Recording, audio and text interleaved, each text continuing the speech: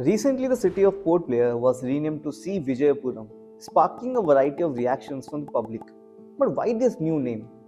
Where did the government of India draw inspiration from? In this video, we'll explore the history behind the new name, the need to have changes in the name of cities, and what it symbolizes for the future. The city of Port Blair, the capital of Andaman and Nicobar Islands, has been renamed to Sri Vijaya Puram. This was announced by Union Minister Amit Shahji on September 13 in a post on X. This decision to change the name is a part of Prime Minister Narendra Modi's broader vision to remove the colonial era names and symbols from India, signaling a shift towards embracing the country's own heritage and history. This change is significant not only in terms of removing colonial imprints but also in highlighting the Andaman and Nicobar Islands' importance in India's freedom struggle. According to Home Minister Amit Shahji, the new name Sri Vijaya Puram reflects the spirit of victory, particularly in reference to the island's unique role in India's journey to independence. This comes at a time when Andaman and Nicobar Islands are becoming a central focus for development. In August 2021, ACOM India Private Limited, a global consultancy firm, prepared a comprehensive document plan for Great Nicobar Island. Commissioned by the Niti Aayog, this plan outlines ambitious projects such as transshipment terminal, an international airport, a power plant, and a township, all aimed at transforming the region into a key hub for growth and progress. The renaming of Port Blair to Sri Vijayapuram adds a historical and symbolic layer to these developmental plans, creating a new identity that reflects both India's past and its aspiration for the future. Port Blair, the gateway to Andaman and Nicobar Islands, was named in honor of Archibald Blair, a naval surveyor and lieutenant in the Bombay Marines. Blair was the first to conduct a detailed survey of these islands. Blair joined the Bombay Marines in 1771 and soon embarked on survey missions along the coast of Iran, India, and Arabia. By the late 1780s, he had been involved in various surveys, including the Chagos Archipelago, Diamond Harbour near Calcutta, and the Hooghly River. In December 1778, Blair began his first major survey of the Andaman Islands, setting sail from Calcutta with two ships, the Elizabeth and the Viper. His expedition, which lasted until April 1779, took him around the west coast of islands and not along the eastern coast. During this journey, he discovered a natural harbour, initially named it as Port Cornwallis after Commodore William Cornwallis, the commander-in-chief of the British Indian Army. Later, the harbour and the city were named as Port Blair in his honour.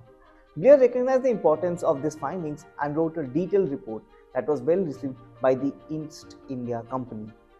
And now it's there in the Royal Museums in the UK. Following this, the East India Company decided to colonize the Andaman Islands. They intended to use the islands as a strategic base to monitor Malay pirates and as a refuge for separate sailors and officers during the conflict. The islands also became a penal colony, with convicts being sent there for forced labor. In December 1792, the colony was relocated to the northeast part of Andaman Islands, establishing a new Port Cornwallis. However, this new settlement struggled due to severe diseases and high mortality rates, leading the East India Company to abandon in 1796. The revolt of 1857 led to a surge in prisoners, prompting the re-establishment of the Port Blair as a penal colony.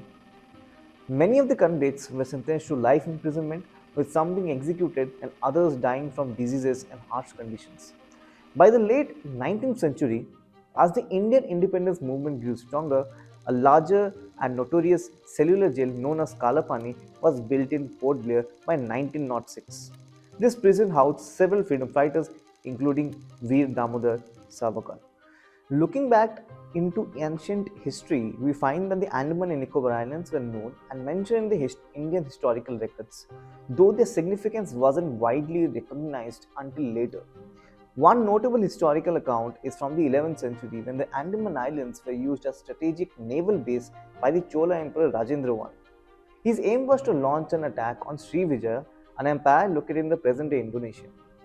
An inscription from Tanjavur dated to 1050 CE refers to the islands as Ma Nakkavaram, which translates to great open land or naked land. This term is thought to be related to the modern name Nicobar, which was given later by the British. Historian Harman Kulke, in the book Nagapattinam to Suvarnadipa, Reflections on the Chola Naval Expedition to Southeast Asia 2010, highlights that the Chola expedition to Sri Vijaya was a significant event in Indian history. It was notable for its contrast with India's otherwise peaceful relations with Southeast Asian states, which had been influenced by Indian culture for centuries. Scholars have various theories about why the Cholas attacked Sri Vijaya. Nilakanta Sastri, in his studies on Cholas, suggests that the attack could have been motivated by an attempt to obstruct Chola trade routes, or more likely by Rajendra I's desire to expand his empire and enhance his reputation. American historian G.W. Spencer interprets the invasion as a part of Chola's broader expansionist efforts, which included conflicts with other South Indian and Sri Lankan empires.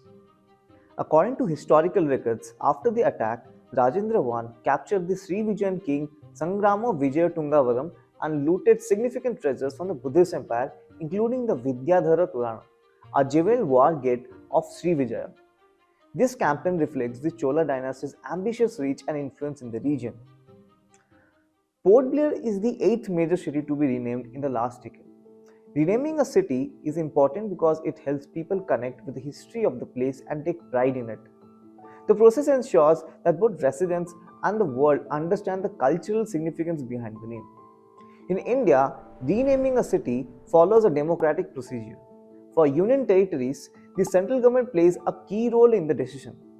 Typically, the process starts when a member of Legislative Assembly (MLA) submits a proposal in the State Assembly explaining why the name change is necessary. This proposal is then discussed, and a simple majority vote is required for it to move forward. Once approved, the proposal is sent to Ministry of Home Affairs, where other departments like Survey of India and Department of Posts are consulted. These agencies provide input before a final no objection certificate is issued. After the no objection certificate is granted, the state government can officially announce the name by changing it and publish in the state gazette, making the new name official. Let's look at the cities in India that have been renamed in the recent years. In Andhra Pradesh, Rajahmundry, a city in the East Godavari district, was renamed Raja Mahendravaram. The new name reflects the city's cultural heritage and traces back its to historical roots derived from a ruler of Chalukya dynasty in the 11th century. In Haryana, Gurgaon was renamed to Gurugram to honor its historical background. According to the history, the city was named after Guru Dronacharya, the master of archery in Mahabharata, who received this land as gift. The name Gurugram means the village of the Guru. Allahabad was renamed Prayagraj by the Uttar Pradesh government in 2018.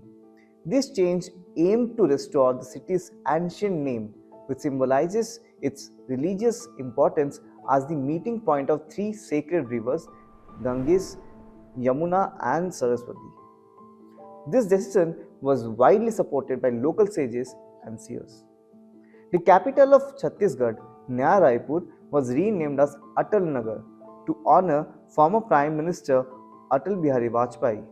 Additionally, several institutions, including Bilaspur University and a medical college, were renamed in his memory. In Madhya Pradesh, Hoshangabad Nagar was renamed Narmadapuram in 2022 to highlight its cultural and spiritual connection to Narmada River, which is considered sacred in this region.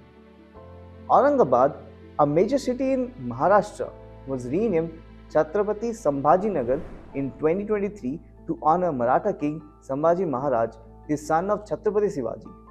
This demand for change dates back to 1988 when Bal Thackeray proposed renaming the city to reflect Maratha heritage. In the same year, Osmanabad, another city in Maharashtra, was renamed as Dharasif.